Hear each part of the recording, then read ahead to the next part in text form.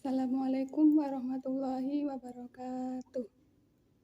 Alhamdulillahirrabbilalamin. Wassalatu wassalamu ala asrofil anbiya'i wal mursalin wa ala alihi wa sahbihi ajmain. Amma ba'du. Karena pepatah mengatakan tak kenal maka tak sayang, maka perkenankanlah saya di sini untuk memperkenalkan diri. Baik, perkenalkan, nama saya Ani Fathur Rahmah. Biasa dipanggil Ani.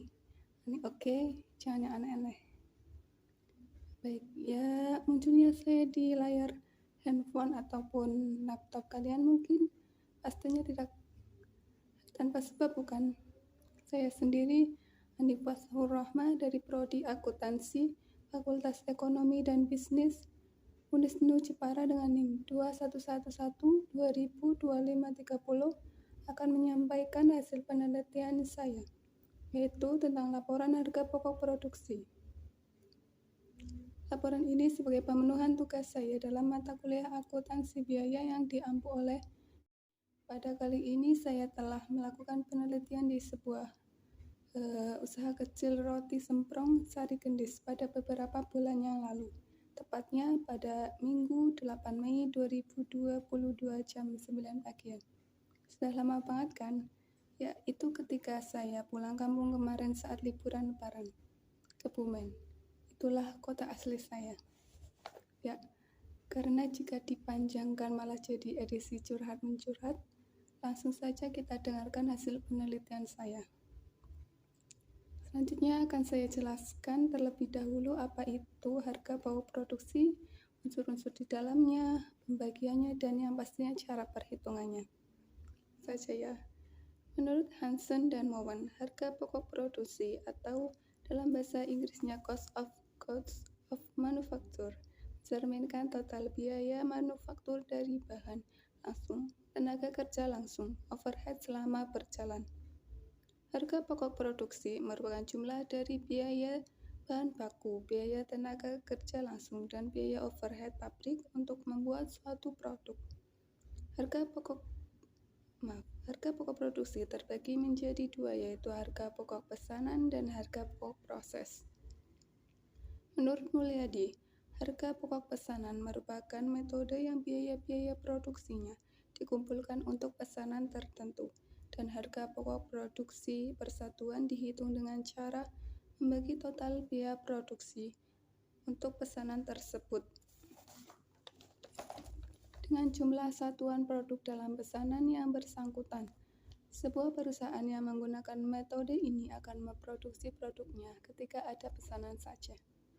Sedangkan metode harga pokok proses menurut Mulyadi merupakan biaya produksi dikumpulkan untuk setiap proses selama dalam proses tertentu, dan biaya produksi persatuan dihitung dengan cara membagi total biaya produksi dalam proses tertentu selama periode tertentu dengan jumlah satuan produk yang dihasilkan dari proses tersebut selama jangka waktu yang bersangkutan. Metode harga pokok proses merupakan metode pengumpulan biaya produksi yang digunakan mengolah produknya secara massal. Ada atau tidaknya pesanan, perusahaan yang menggunakan metode ini akan terus memproduksi produknya. Dan usaha roti semprong Sari Gendis yang saya teliti ini menggunakan metode harga pokok proses. Dalam metode harga pokok proses pun dibagi lagi, yaitu metode full costing dan metode variable costing.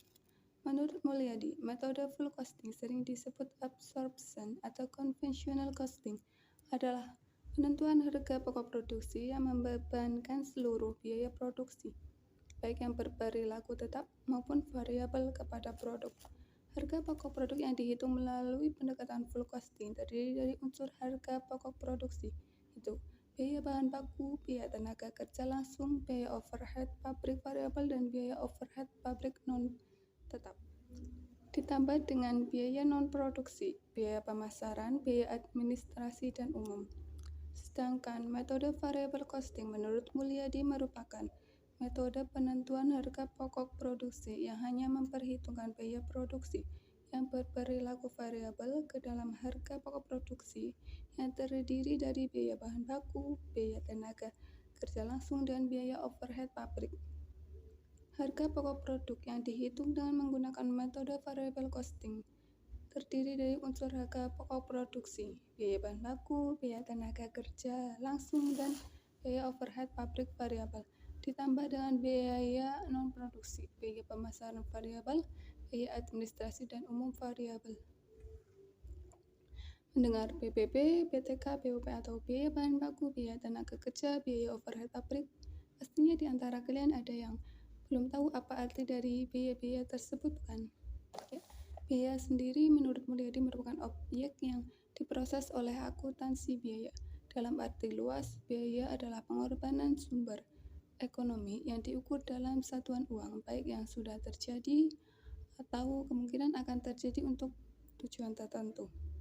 Sedangkan menurut Vivek Lestari dan Dika Bagus Permana, biaya adalah kas atau nilai ekuivalen yang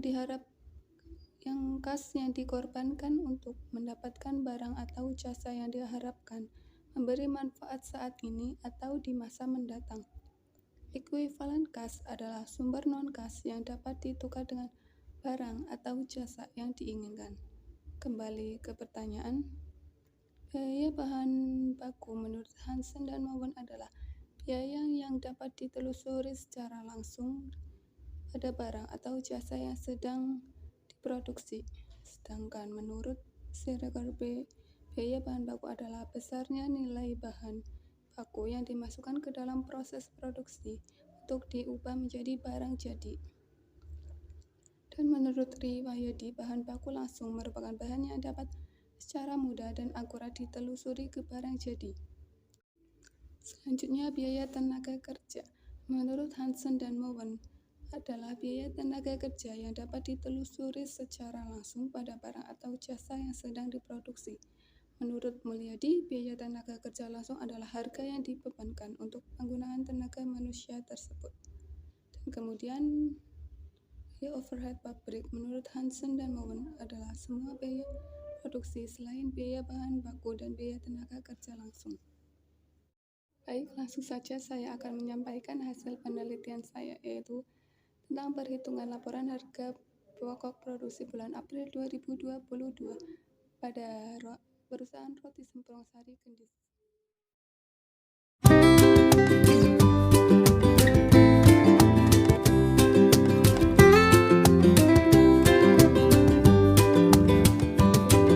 Sekian dari saya, kurang lebihnya mohon maaf. Wassalamualaikum warahmatullahi wabarakatuh.